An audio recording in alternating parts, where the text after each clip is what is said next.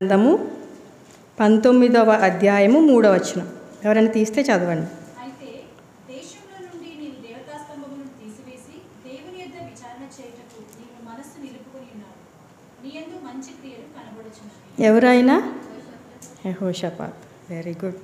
So నీ యందు మంచి క్రియలు కనపడుతున్నవి కనుక నేను నిన్ను కాపాడుతున్నా, క్షమిస్తున్నా, రక్షిస్తున్నా అని దేవుడే ఆయనకి చెప్పడం జరిగింది. సో నెక్స్ట్ ఇది చాలా ఈజీ క్వశ్చన్, అందరూ చెప్పేస్తారు. సో ఆమె చేసిన మంచి పనిని బట్టి మంచి కార్యాన్ని బట్టి ఆమె తన ఫ్యామిలీని అందరినీ రక్షించుకుంది. చెప్పాను కదా, వెరీ గుడ్.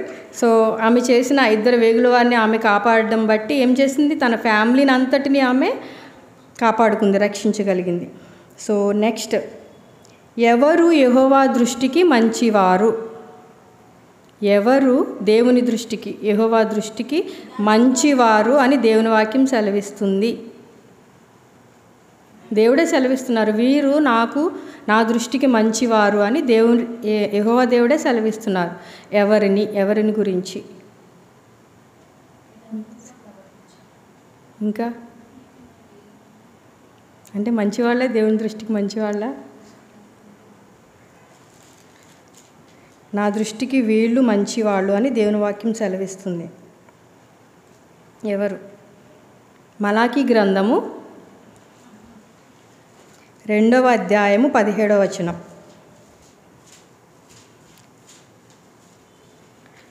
మలాకీ 2:17.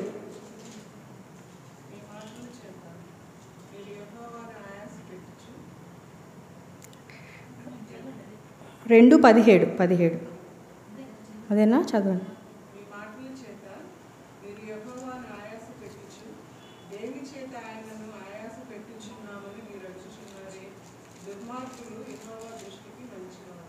తర్వాత కూడా చదవండి.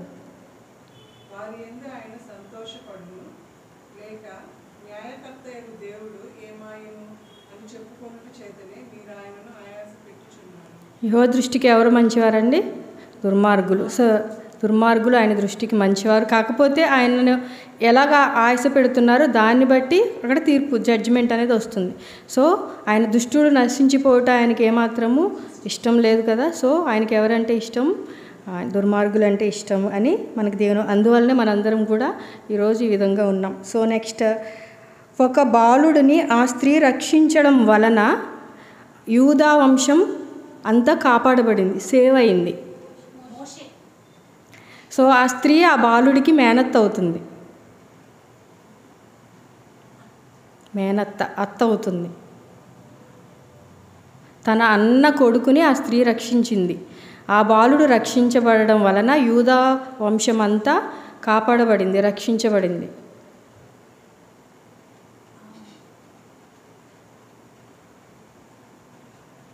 ఆ బాలుడికి ఆ స్త్రీ మేనత్త అవుతుంది. ఆమె చేసిన ఆ మంచి పని వలన ఆ బాలుడు రక్షించబడ్డాడు. ఆ బాలుడు రక్షించబడడం వలన యూదా వంశం అంతా కాపాడబడింది. ఆ బాలుడికి ఆమె మేనత్త అవుతుంది.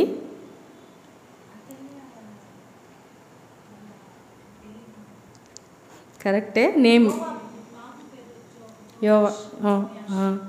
ఆమె పేరు, ఆ బాబు ఎవరంటే యోవాషు. ఆమె ఎవరంటే యెహోషాబత్. ఎవరు? యెహోషాబత్. ఆమె యెజబేలు యొక్క కుమార్తె అయిన అతల్యా ఉంది కదా. అతల్యా కుమారుడు ఎవరు? అజర్యా. సో అజర్యా చనిపోయాడని అతల్యా తెలుసుకుని నా కొడుకుని చంపేశారా అని, యెజబేలు కూడా మంచిది కాదు, అతల్యా కూడా మంచిది కాదు. సో ఏం చేసింది, అక్కడ ఉన్న రాజకుమారులు అందరినీ, రాజవంశంలో అందరినీ చంపించేసింది. అప్పుడు తన కొడుకు కూడా చనిపోయాడు. కొడుకు చనిపోయాడని తెలుసుకుని ఏం చేసింది, రాజవంశులు అందరినీ చంపించింది. సో యోవాషు, ఈ బాబు చనిపోతే యూదా వంశం అంతా నాశనం అయిపోద్ది, ఇంకెవరు ఉండరని అజర్యా చెల్లి అయిన సహోదరి యెహోషాబత్ ఏం చేసిందంటే ఆ బాబుని తీసుకెళ్ళి దాచిపెట్టింది. ఓకే, ఎవరండి? మళ్ళీ ఒకసారి చెప్పండి. ఈ నేమ్ మనకి గుర్తుండదు 90%. నాకు కూడా చాలా కన్ఫ్యూజ్ అయ్యేది. యెహోషాబత్, యెహోషువ గుర్తించుకోండి, యెహోషాబత్ గుర్తుంటుంది. సో నెక్స్ట్, ఎవరి స్వభావము సంతోషమిస్తుంది? ఎవరి స్వభావము ఎవరికి సంతోషమిస్తుంది? Very good. ఎవరి మంచి స్వభావమే, ఎవరి స్వభావము ఎవరికి సంతోషం ఇస్తుంది? మంచివారు కరెక్టే. ఆ మంచివారి స్వభావం ఎవరికి సంతోషం ఇస్తుంది? నా మంచి స్వభావం నాకే సంతోషం ఇస్తుంది, మీ మంచి స్వభావం మీకే సంతోషం ఇస్తుంది. సో మనం మంచిగా ఉంటే మన ఎదుటివారు కూడా మన యందు మంచి అభిప్రాయం ఉంటుంది. సో అది ఎక్కడుందంటే మన కీర్తనలు గ్రంథం 14వ అధ్యాయం 14వ వచనంలో ఉంది. ఓకే, చదవండి ఒకసారి. కీర్తనలు 14:14. సామెతల చూడరా? ఓకే, సామెతలు.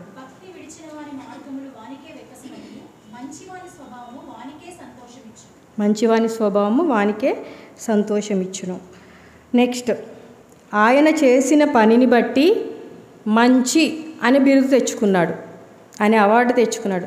ఆయన చేసిన పనిని బట్టి మంచి అనే బిరుదు తెచ్చుకున్నాడు.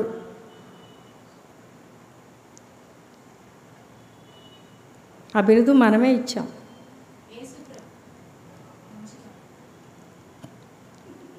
యేసుప్రభు మంచివాడు. God is good all the time. మీరు కొంచెం ఆలోచించండి, మీకు ఈజీగా వచ్చేస్తుంది. ఆయన చేసిన ఆ సహాయం, ఆ మంచి పనిని బట్టి మంచి అని బిరుదు తెచ్చుకున్నాడు. ఆ మంచి పక్కన ఆయనకున్న ఆయన నేమ్ ముందు మంచి అని ఉంటుంది.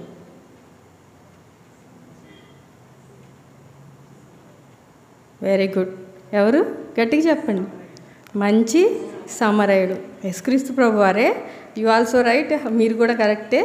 సో మంచి అనేది మనం ఇచ్చిన బిరుదు, మంచి సమరయుడు. నెక్స్ట్, పరిశుద్ధ గ్రంథంలో మంచి కార్యం చేసిన స్త్రీ ఎవరు? యేసుక్రీస్తు ప్రభు వారే చెప్పారు, నువ్వు మంచి. చాలామంది స్త్రీలు మంచి కార్యం చేశారు. Very good. బేతనీయ మహిళ మరియా, నువ్వు చేసిన కార్యం మంచిది అని యేసుక్రీస్తు ప్రభు వారే అనడం జరిగింది. Right.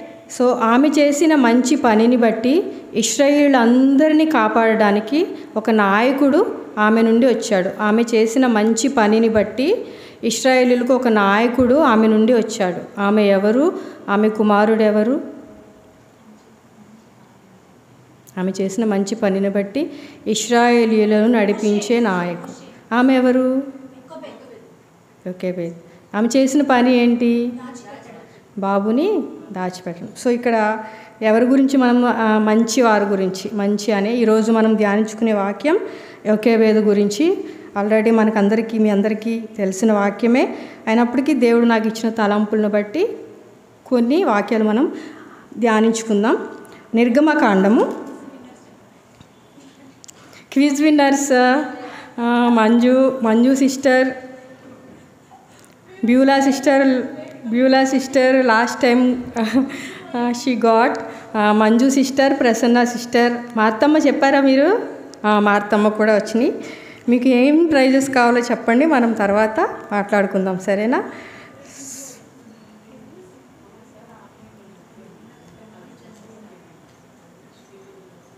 Okay, last time Prasanna sister కూడా ఆన్లైన్లో చెప్పారంట.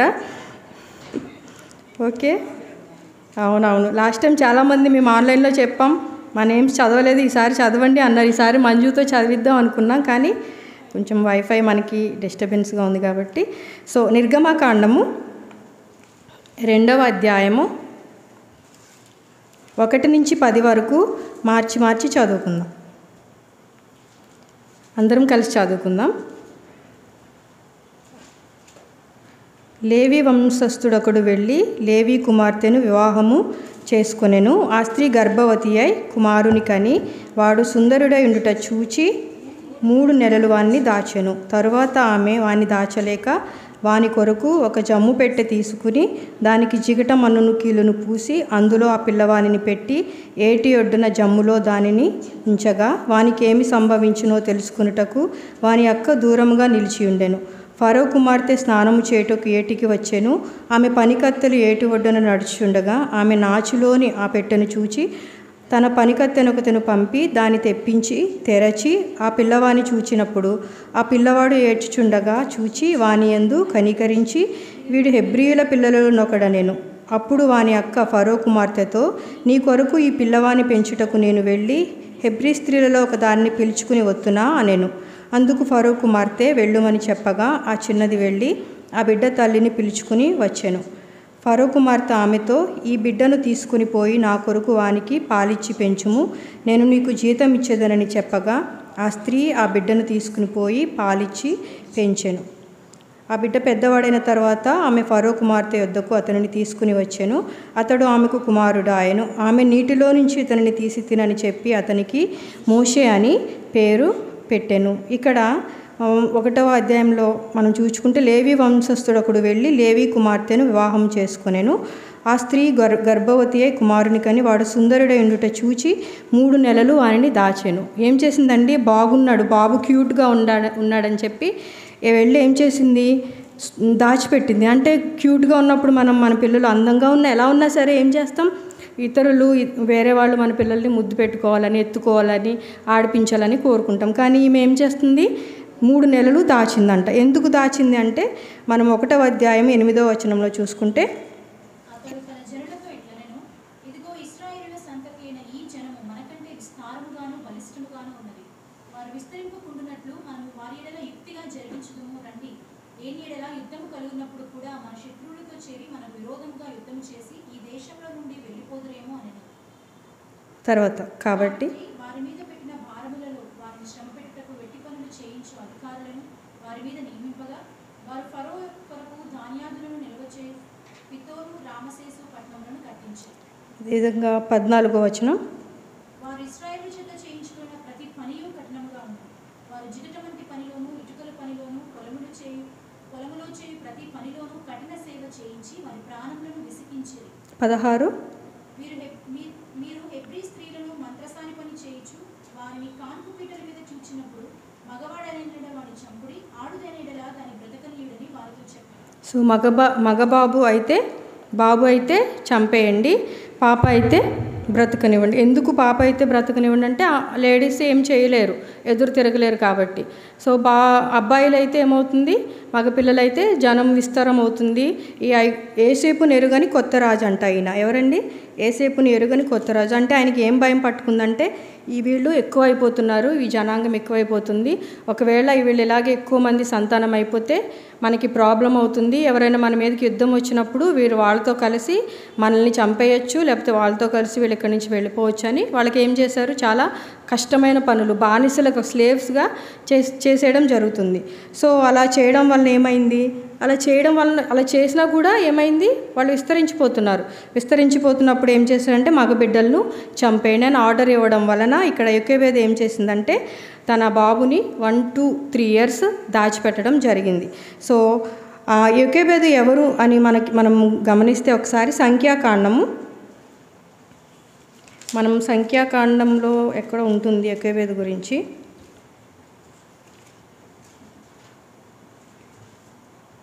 26వ అధ్యాయం 59వ వచనం చూడండి. 26:59.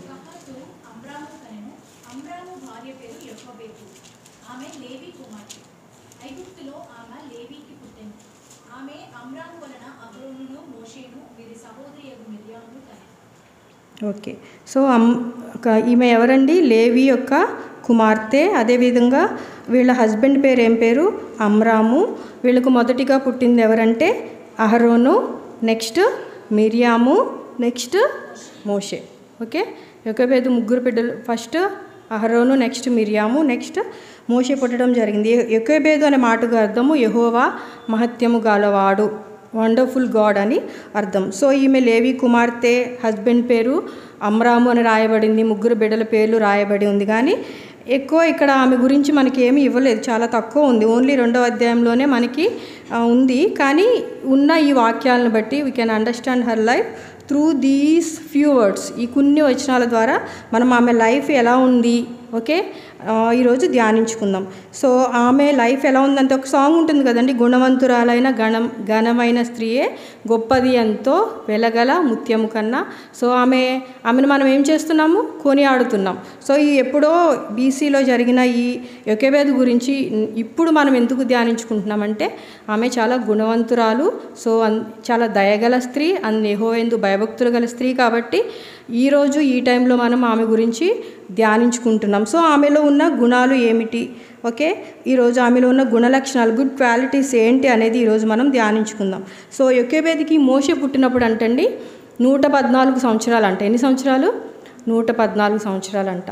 సో అదేవిధంగా బైబిల్ పండితులు కొంతమంది ఏమంటున్నారంటే మోషే పుట్టినప్పుడు అహరోను వయసు 15 సంవత్సరాలు అయి ఉండొచ్చు, మిరియాం వయసు 7 years అయి ఉండొచ్చు. అంటే 15 + 7 22. సో ఒకవేళ కొంతమంది బైబిల్ పండితులు ఏమంటున్నారంటే మోషే పుట్టినప్పుడు అహరోనికి 7 years ఉండొచ్చు, మిరియామ్కి 4 years ఉండొచ్చు అని అంటున్నారు. ఒకవేళ మనం లీస్ట్ నెంబర్ తీసుకుంటే 7 + 4 11. సో ఈ 11 సో ఈ 11 years తర్వాత ఎవరు పుట్టారు? మోషే పుట్టాడు. సో ఆ టైంలో ఎలా ఉన్నాయి అక్కడ పరిస్థితులు? ఫరో రాజు చాలా హింస పెడుతున్నాడు, చంపించేస్తున్నాడు కదా. ఆ టైంలో ఈమె నాకు ఇప్పుడు బిడ్డలు ఎందుకు, ఓకే పుట్టినా సరే ఒకవేళ మగబిడ్డ పెడితే తప్పకుండా రాజు చంపించేస్తాడు, ఆల్రెడీ నాకు పిల్లలు ఉన్నారు కదా అని అనుకోవచ్చు కదా. కానీ ఆమె అంట చాలా విశ్వాసంతో ఓకే దేవుణ్ణి ప్రార్థించేదంట. ఎవరి కోసం అంటే మగబిడ్డ కోసం. సో బైబిల్ పండితులు చెప్తున్నది ఏమంటే ఆమె చాలా విశ్వాసంతో దేవుని ప్రార్థించేదంట. నాకు ఈ టైంలో నాకు దయచేసి ఒక మగబిడ్డను దయచేయండి, నాకు పుట్టే బిడ్డ ఓకే నా ప్రజలను, నా బంధువులను ఇక్కడి నుంచి ఏం చేయాలి, విడిపించేలాగా, రక్షించేలాగా ఉండాలి అని ఈమె చాలా భారంతో ప్రార్థించేదంట. ఆ ఏజ్లో ఆమె ప్రార్థించడం అవసరమా? ఒకవేళ మనం చూసుకుంటే అబ్రహాంకి షారాకి పిల్లలు పుట్టినప్పుడు ఎంత ఏజ్ అండి? 100 అబ్రామ్కి. ఓకే ఆ టైంలో దేవుడు ఆల్రెడీ వాగ్దానం ఇచ్చాడు, నీకు బిడ్డలు సంతానం వస్తుంది అని. ఇచ్చినప్పటికీ అబ్రామ్ ఏం చేశారు, షారా చెప్పిన దాన్ని బట్టి వేరే వివాహం చేసుకోవడం జరిగింది. అదేవిధంగా మనం ఇంకొక వాళ్ళని చూసుకుంటే నోవహుకి ఎన్ని సంవత్సరాలండి పిల్లలు పుట్టినప్పుడు? నోవహుకి ఆదికాండము 5వ అధ్యాయము 32వ వచనం.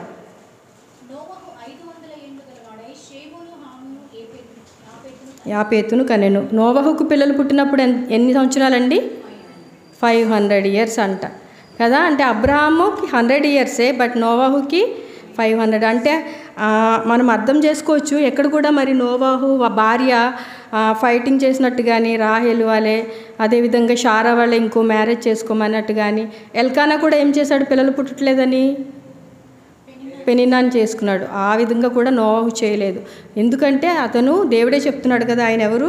నీతిమంతుడు. సో ఆయన నీతిని బట్టి 500 years వచ్చిన తర్వాత కూడా దేవుడు వారికి ఎవరు అనుగ్రహించారు? బిడ్డలను అనుగ్రహించారు. సో ఇక్కడ కూడా 114 సంవత్సరాలు అయినప్పటికీ యొకెబెదుకి ఏం చేస్తుంది, నాకు మగబిడ్డ కావాలి, నా ప్రజలను తన కోసం ప్రేయర్ చేసుకోవట్లా, తన కుటుంబం కోసం, నా ప్రజలను ఈ బానిసత్వం నుంచి విడిపించడానికి ఎవరు కావాలి? ఎంత కష్టమైనా పర్వాలేదు, నేను ప్లాన్ చేసుకుంటా, నేను చూసుకుంటా, యెహోవా దేవుణ్ణి ప్రార్థించేదిగా, అంటే విశ్వాసంతో ఆమె ప్రార్థించేదిగా ఉంది. ఆమెలో ఉన్న మొదటి లక్షణం ఏమిటండి? Prayerful women or faithful mother or విశ్వాసము గల తల్లి ఆర్ ప్రార్థించే తల్లి. ఆమెలో ఉన్న ఫస్ట్ గుణలక్షణం ఏమిటంటే faithful mother are prayerful mother అని మనకి అర్థమవుతుంది. రెండవదిగా ఆమెలో ఉన్న గుణలక్షణం ఏమిటంటే ఒకసారి చూడండి, తర్వాత ఆమె ఏం చేసింది? 3 నెలలు వానిని దాచెను. ఏం చేస్తుంది? 3 నెలలు ఆ బాబుని దాచింది. హెబ్రీలకు రాసిన పత్రిక 11వ అధ్యాయం 23వ వచనం చూడండి. హెబ్రీ 11:23.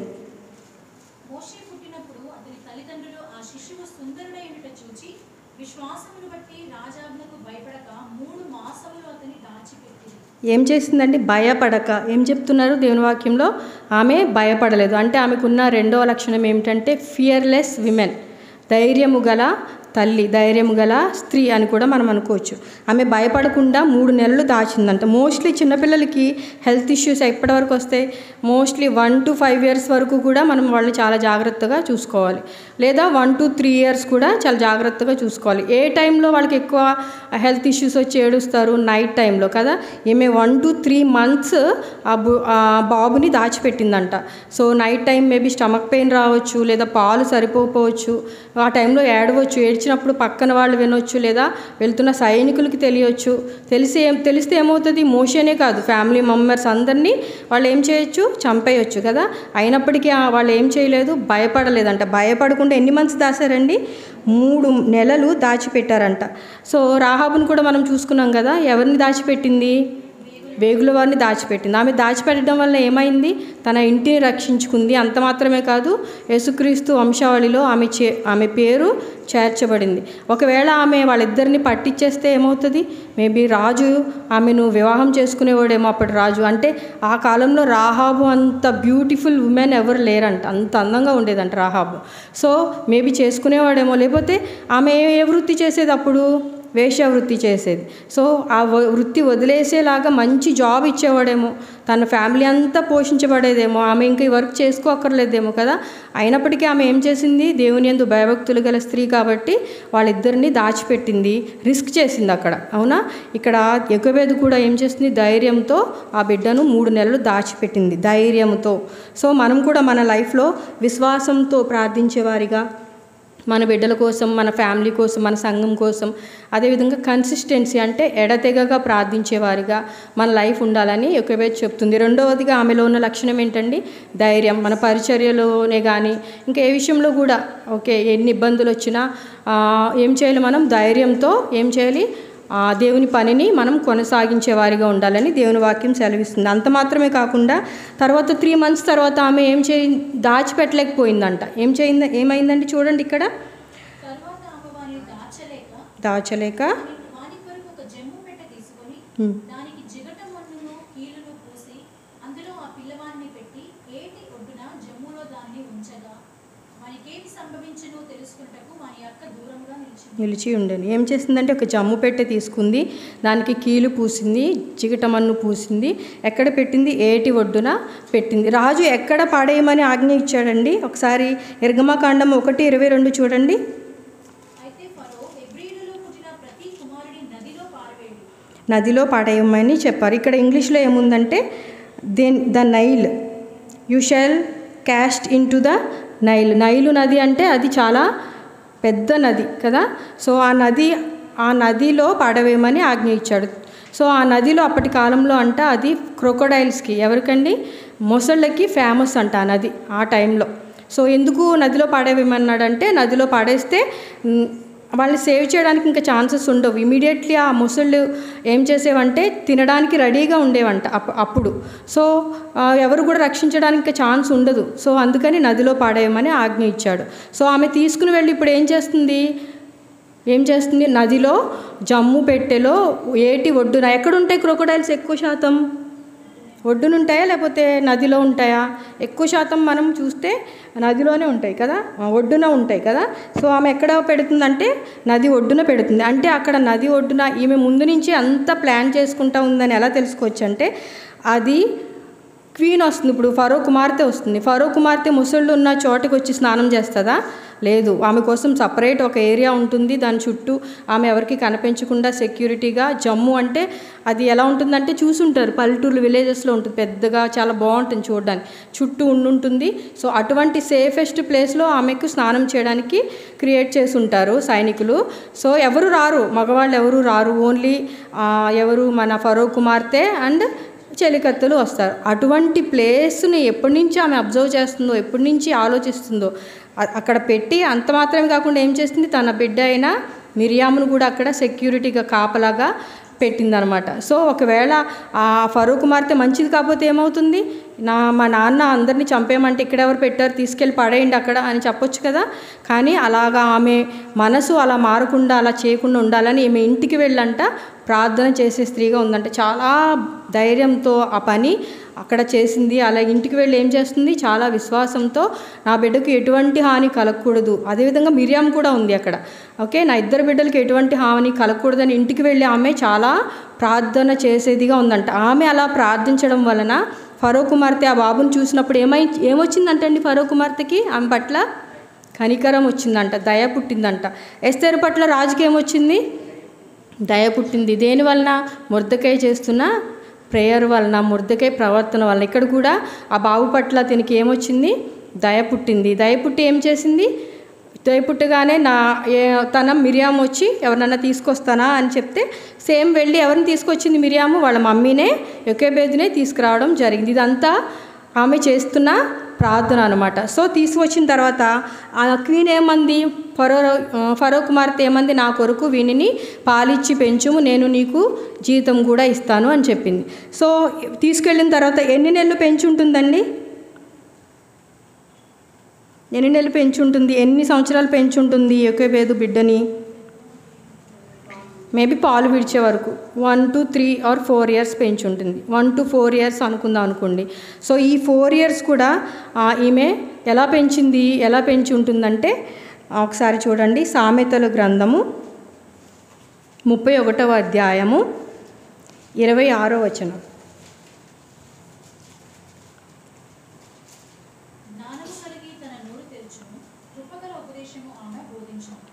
ఆమె ఎలాగ పెంచి ఉంటుందంటే, స్నానం చేయించేటప్పుడు, నిద్రపిచ్చేటప్పుడు, అన్నం తినిపించేటప్పుడు, ఆడిపించేటప్పుడు, each and every single minute కూడా ఆమె ఏం చేస్తుంది, జ్ఞానం కలిగి తన నోరు తెరిచేది, కృపగల ఉపదేశమును బోధించేది. అంటే ఏమని చెప్పేది, నీవు ఫరో కుమార్తెవు కావు, నీవు నా బిడ్డవి. ఓకే, తర్వాత ఇంకా నీవు పెద్ద అయిన తర్వాత ఏం చేయాలి, మన ప్రజలు ఉన్నారు, మన రిలేటివ్స్ ఉన్నారు, వాళ్ళందరూ చాలా బానిసలుగా ఉన్నారు, వాళ్ళందరూ కష్టంలో ఉన్నారు, శ్రమల్లో ఉన్నారు, వాళ్ళందరి కోసమే నేను నిన్ను దేవునికి నీ కోసం ప్రార్థించాను. సో నువ్వేం చేయాలి, పెద్ద అయిన తర్వాత మన ప్రజలందరినీ విడిపించి ఇక్కడి నుంచి తీసుకువెళ్ళాలి అని ఆమె జ్ఞానముతో తన నోరు తెరిచిందేమో. కృపగల ఉపదేశమును ఆమె చిన్న వయసులోనే 1 to 4 years బోధించింది అనుకుంటా. సో అలా బోధించడం వలన ఏమైందండి, పెద్ద అయిన తర్వాత ఆయనకి 40 years వచ్చిన తర్వాత తన జనులను చూడడానికి అక్కడికి వెళ్ళాడంట. ఎక్సోడస్ లేవికాండము 2వ అధ్యాయము 11 చదవండి.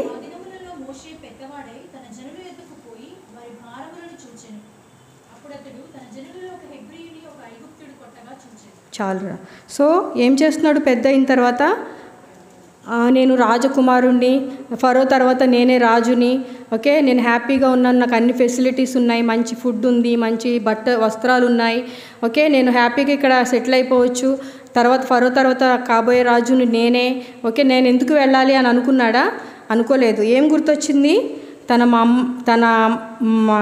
అమ్మ యొకేబేదు మాట్లాడిన కృపగల ఉపదేశము, ఓకే, జ్ఞానము గల మాటలు ఆయనకి గుర్తొచ్చాయి. బాలుడు నడవలసిన త్రోవను వానికి చిన్నప్పుడు మనం నేర్పిస్తే ఏమవుతుంది, పెద్దవాడైనాక వాని నుండి తొలగిపోడు అనడానికి మనకి ఎవరు ఇక్కడ ఎగ్జాంపుల్, మోషేనే. ఓకే, ఎక్కడున్నాడు, పెద్ద ప్యాలెస్లో ఉన్నాడు, రాజకుమారుడిగా అన్ని విద్యలు వచ్చు, మంచి స్ట్రాంగ్ పర్సన్, ఓకే, కానీ అవన్నీ విడిచిపెట్టుకుని ఎక్కడికి వెళ్ళాడు, మా అమ్మ చెప్పింది కదా ఏంటి ఒకసారి వెళ్ళి చూద్దామని ఎక్కడికి వెళ్ళాడు, తన మేబీ 40 years or 30+ అయి ఉంటుంది.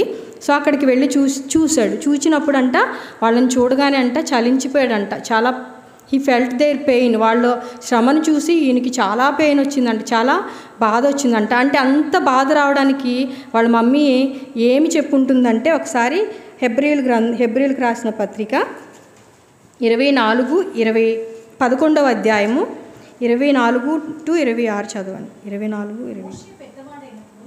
విశ్వాసమును బట్టి ఐగుప్తు ధనము కంటే క్రీస్తు విషయమైన నింద గొప్ప భాగ్యమని ఎంచుకొని అల్పకాలము పాపభోగము అనుభవించుట కంటే దేవుని ప్రజలతో శ్రమ అనుభవించుట మేలని యోచించి ఫరో కుమార్తె యొక్క కుమారుడని అనిపించుకున్నట్టు ఒప్పుకొనలేదు. ఏలైనగా అతడు ప్రతిఫలముగా కలగబోవు బహుమానమందు దృష్టి ఉంచాడు. ఓకే, సరే, ఓకే, ఆమె ఏమి బోధించుంటుందంటే, ఓకే, నువ్వు పెద్దవాడైన తర్వాత ఐగుప్తు ధనము కంటే క్రీస్తు విషయమైన నింద గొప్ప భాగ్యముగా ఎంచుకోవాలి. దేవుని విషయమైన నింద గొప్ప భాగ్యముగా ఎంచుకోవాలంటే ఎన్నిసార్లు ఫరో ఇన్సల్ట్ చేశాడు, యెహోవా దేవుని ఇన్సల్ట్ చేశాడు, మోషేని కూడా చాలాసార్లు నిందించాడు. అంటే నువ్వు పెద్దవాడైనాక క్రీస్తు విషయమైన నింద గొప్ప భాగ్యంగా ఎంచుకోవాలి, ధనముని నువ్వు దృష్టించకూడదని చెప్పింది. రెండవదిగా అల్పకాల పాప భోగములకు అనుభవించుట కంటే దేవుని ప్రజలతో శ్రమ అనుభవించుట మేలని ఎంచుకోవాలి. అంటే నీకున్న ఫెసిలిటీస్, నీకున్నవన్నీ కూడా అవి భాగ్యంగా ఎంచుకోవద్దు. దేన్ని ఎంచుకో? దేవుని ప్రజలతో శ్రమ అనుభవించుట మేలని ఎంచుకోవాలి. అంటే ఎంత శ్రమపడ్డాడు ఆయన దేవుని ప్రజలతో. వాళ్ళు చాలాసార్లు కోపపడ్డారు, వాళ్ళు చాలాసార్లు సణుక్కున్నారు కదా. వాళ్ళతో పాటు 40 years అరణ్యంలో శ్రమ అనుభవించాడు. నువ్వు శ్రమని అనుభవించడానికి మేలని ఎంచుకోవాలి, కానీ నీకున్న ఫెసిలిటీస్ని బట్టి ఎప్పుడు కూడా గర్వించుకో అని. నెక్స్ట్ ఇంకోటి ఏంటంటే, ఫరో కుమారుని యొక్క కుమారుడని అనిపించుకుంటకు ఒప్పుకోవద్దు, ఎలాగనగా దానికి ప్రతిఫలంగా కలుగబో బహుమానం మీద దృష్టి ఉంచాలి. నువ్వు ఫరో కుమారుణ్ణి, తర్వాత కాబోయే రాజుని అని నువ్వు ఎప్పుడు కూడా ఆలోచించవద్దు. దానికి ప్రతిఫలంగా నువ్వు దేవుని పని చేయడానికి ప్రతిఫలంగా వచ్చే బహుమానం మీద నువ్వు దృష్టి ఉంచాలి అని చిన్న వయసులోనే ఈమె ఏం చేసింది?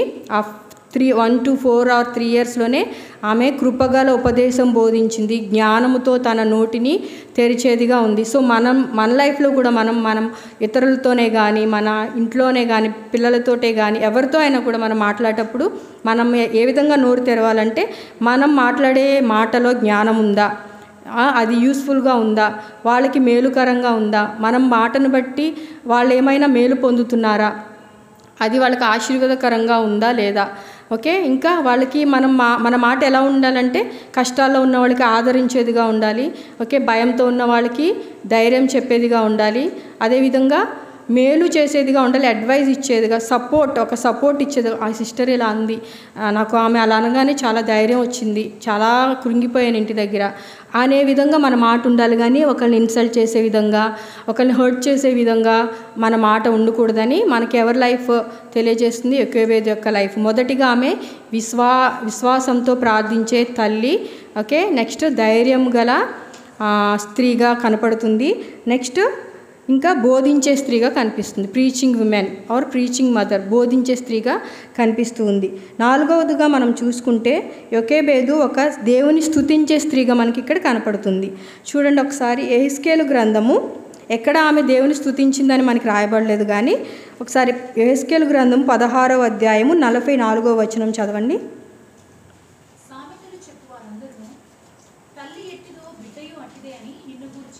చాలు. సో సామెతలు బ్రదర్ చెప్తుంటారు కదా, ఇక్కడ సిస్టర్స్ కూడా చెప్తుంటారు, బ్యూలా సిస్టర్, మా అత్తమ్మ. ఓకే, ఏం చెప్తారు? తల్లి ఎట్టిదో బిడ్డయు అట్టిదే అని అందురు. సో ఇక్కడ మనకు ఎలా అర్థమవుతుంది యోకేబేదు దేవుని స్తుతించే స్త్రీ అని? ఎవరిని బట్టి మనం తెలుసుకోవచ్చు? వెరీ గుడ్, మనం ఆల్రెడీ పాట పాడుకున్నాం కదా, యెహోవాకు గానము. ఇంకా మోషే రాసిన సాంగ్స్ కూడా ఉన్నాయి, అది పెద్ద సాంగ్ అని మనం పాడలేదు. సో ఎలా తెలుస్తుందంటే, మిరియాము నిర్గమాకాండము 15వ అధ్యాయము 20వ వచనం 21వ వచనం చదవండి. నిర్గమాకాండం 15.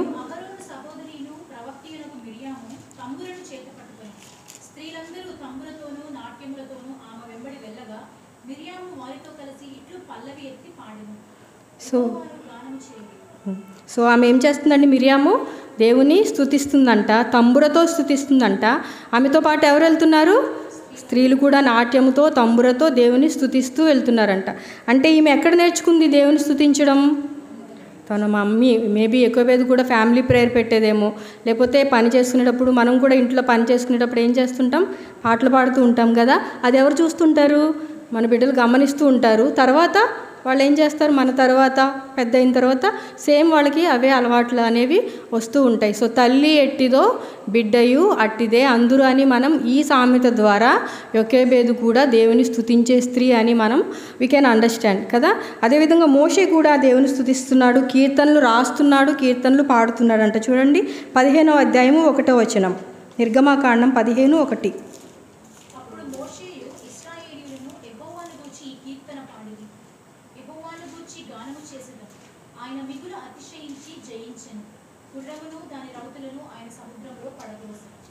ఓకే. అదేవిధంగా 11 కూడా, యెహోవా వేల్పులలో నీ వంటి వాడెవడు, పరిశుద్ధతను బట్టి నీవు మహానీయుడవు, స్తుతి కీర్తనలు బట్టి పూజ్యుడవు, అద్భుతములు చేయవాడవు, నీ వంటి వాడు లేడు. అంటే ఇక్కడ ఏమర్థమవుతుంది మనకి, మోషే కూడా తన తల్లి నుంచి ఏం నేర్చుకున్నాడు, పాటలు పాడడం. మేబీ వాళ్ళు ఫ్యామిలీ ప్రేయర్లో పాటలు పాడేదేమో, మేబీ వాళ్ళ ఇంట్లో అప్పటి కాలంలో ఉన్న ఇన్స్ట్రుమెంట్తో ఓకే దేవుని స్తుతించేదేమో. ఆ అలవాటే ఎవరికి వచ్చింది, మోషే అండ్ మిరియాముకి కూడా తల్లిని బట్టి వాళ్ళు నేర్చుకోవడం జరిగిందని మనం యోకెబేదు. నాలుగవదిగా ఏంటండి, నాలుగవదిగా ఆమె దేవుని స్తుతించే స్త్రీగా మనకి, తల్లిగా మనకి కనపడుతుంది. ఐదవదిగా ఆమె నాయకులను అందించిన స్త్రీగా మనకు కనపడుతుంది. తన బిడ్డలను దేవునికి సాక్రిఫైస్ చేసిన స్త్రీగా మనకి కనపడుతుంది. అది ఎలా అంటే చూడండి, మోషే ఎవరండి, మోషే ఇశ్రాయేలు ప్రజలను విడిపించి అక్కడి నుంచి నడిపించిన మొట్టమొదటి నాయకుడు కదా. అదేవిధంగా అహరోను ఎవరు, మొట్టమొదటి ప్రధాన యాజకుడు ఎవరు, మొట్టమొదటి పాస్టర్, ఇప్పుడు పాస్టర్ అంటాం కదా సేవకుడు, మొట్టమొదటి ప్రధాన యాజకుడు ఎవరు దేవుని గ్రంథంలో, అహరోను. అదేవిధంగా మొట్టమొదటి ప్రవక్తిని ఎవరు, మిరియాము. సో ఆమె కూడా, ఆమె చూడండి 15:20లో నిర్గమాకాండము 15వ అధ్యాయము 20వ వచనం. మరియు అహరోను సహోదరియు ప్రవక్తియునగు మిరియాము తమ్ములను చేత పట్టుకొనెను. స్త్రీలందరూ తమ్ములతో నాట్యముతోనూ ఆమె వెంబడి వెళ్ళగా. 15:20 అదేనా.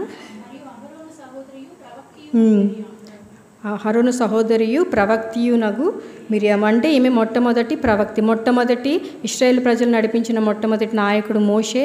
నెక్స్ట్ మొట్టమొదటి ప్రధాన యాజకుడు అహరోను, మొట్టమొదటి ప్రవక్తిని ఎవరు, మిరియాము. సో తన ముగ్గురు బిడ్డలను కూడా ఏం చేసిందండి, దేవునికి సాక్రిఫైస్ చేసింది, దేవుని పనికి అప్పగించింది. మన లైఫ్లో కూడా మనం కూడా ఏం చేసేవారంగా ఉండాలంటే, మన పిల్లల్ని, మనకి ఏమొస్తే అది, మనకి దేవుని పని చేయడానికి ఏ ఛాన్స్, చిన్ని ఛాన్స్ ఉన్నా సరే ఓకే, చిన్న తలాంతు ఉన్నా సరే అది మనం దేవునికి ఉపయోగించే వారంగా మనం ఉండాలి. ఒకళ్ళు ఇది అనుకుంటారు, ఒకళ్ళు ఏమైనా ఎగతాళిగా మాట్లాడతారు అని కానీ, తక్కువ చేసి హర్ట్ చేసి ఏమి చేసినా మనం ఒకవేళ అది హానెస్ట్గా నిజాయితీగా దేవుని పని చేస్తూ ఉంటే దేవుడు మెచ్చుకునేవాడే యోగ్యుడు, కానీ మనుషులు మెచ్చుకునేవాడు యోగ్యుడు కాదు అని దేవుని వాక్యం సెలవిస్తుంది కదా.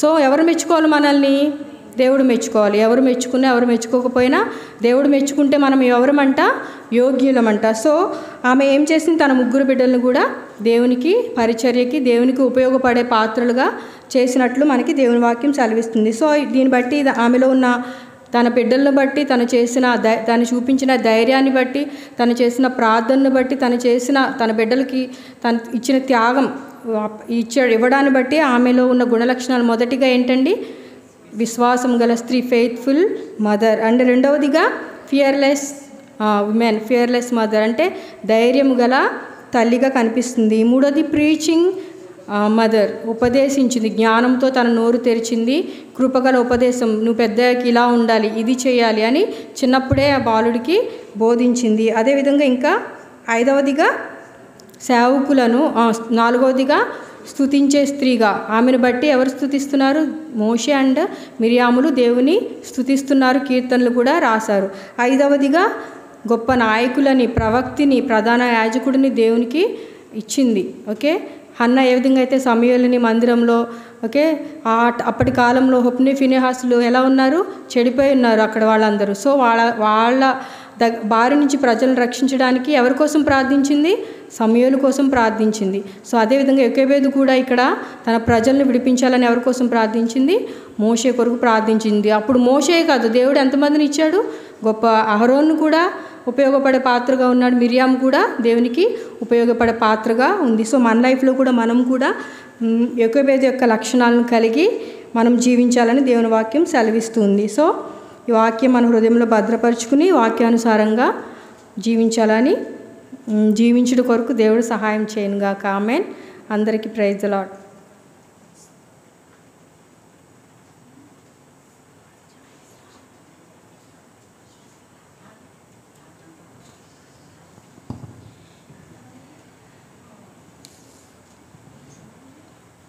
గుణవంతురాలైన ఘనమైన స్త్రీయే, గొప్పది ఎంతో వెలగల ముత్యము కన్నా, గొప్పది ఎంతో వెలగల ముత్యము కన్నా.